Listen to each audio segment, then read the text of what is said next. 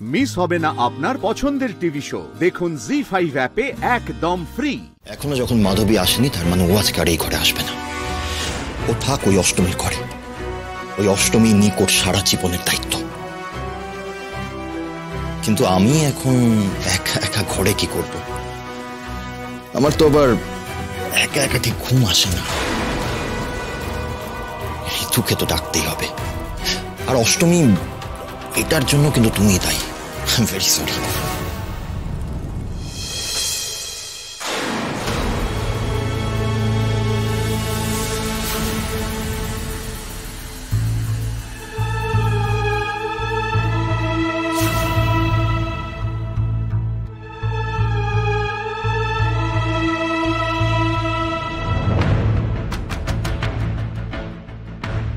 খুব মিস করছিলাম তোমাকে।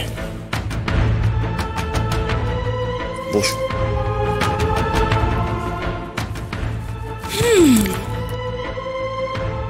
আজকাল খুব সাহস বেড়েছে দেখছি। মাঝরাতের আগেই আমাকে ডেকে পাঠাচ্ছ। দুর্জয় সিংহের সাহস হবে না তো কার হবে? কি জানো তো ঋতু, ওই আমার ওই বেকার বউটাকে অষ্টমী নিয়ে চলে গিয়েছে ওর ঘরে। তাই আমি দেখলাম যে আজকে তো আমার ঘরটা ফাঁকা, কিন্তু এই দুর্জয়ের না আবার রাতে একা একা ঘুমোতে খুব অসুবিধা হয়। তাই ভাবলাম যে এবার আমাকে ঘুমকে পাড়িয়ে দেবে। ও আচ্ছা, তাই বুঝি। দুষ্টু দুষ্টুমিটা আর দেখলে কোথায়, আসল দুষ্টুমি তো এবার দেখবে।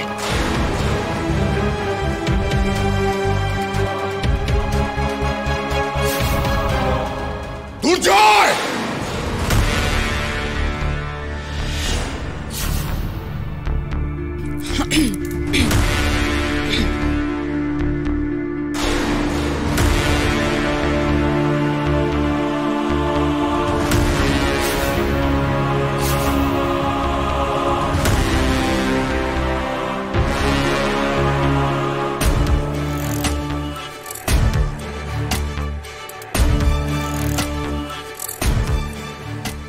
বাবা, তোমরা এত রাত্রে এখানে কবে থেকে? কবে থেকে বলো, কবে থেকে এই নোংরামো চলছে বলো? কবে থেকে চলছে বলো? রক্তিম, তুমি যেমনটা ভাবছো তেমনটা নয়, বিশ্বাস করো। আসলে না, আমার ঘরে খুব গরম লাগছিল, সেই জন্য আমি ছাদে এসেছিলাম একটু হাওয়া খাবো বলে। আর ছাদে জুঁই ফুল ফুটেছে না অনেক, আমার গন্ধটা খুব ভালো লাগছিল, তাই আমি হাঁটছিলাম। আর তখনই এই ঘর থেকে আমি কিছু একটা পড়ে যাওয়ার আওয়াজ পাই, আর ঘরে ঢুকে অন্ধকারে আমি হোঁচট খেয়ে পড়ে যাচ্ছিলাম, তখনই দাদা আমাকে ধরেছে। হ্যাঁ ওটাই, আমিও ছাদে এসেছিলাম, একটু হাঁটাহাঁটি করছিলাম, খুব ভালো হাওয়া দিচ্ছিল তো, তাই আপনারা যেরকম ভাবছেন সেরকম একদম না। থাক না, আর কত মিথ্যে কথা বলবে? এখানে সবাই দেখেছে তোমরা কি করছিলে।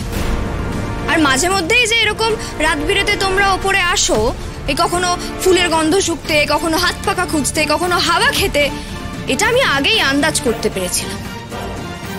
তবে শিওর না হয়ে কিছু বলতে চাইনি, কারণ এই সত্যিটা এতটা ভয়ঙ্কর সত্যি। তাছাড়া সব সত্যিটা প্রকাশও করা যায় না, তাই না? কারণ সব সত্যি সহ্যও করা যায় না। জি5 ডাউনলোড করুন আর সব এপিসোড দেখুন একদম ফ্রি।